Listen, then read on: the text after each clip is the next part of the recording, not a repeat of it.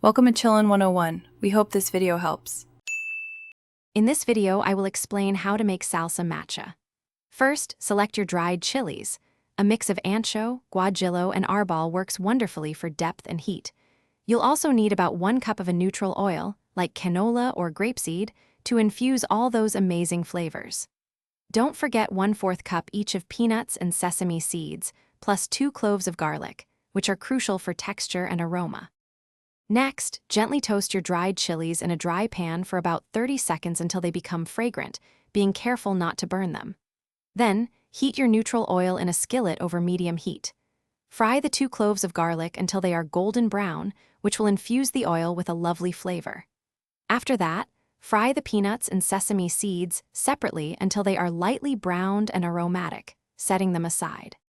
Now, it's time to bring everything together. Carefully transfer the fried garlic, peanuts, sesame seeds, and toasted chilies into a blender. Pour in the infused oil from the skillet.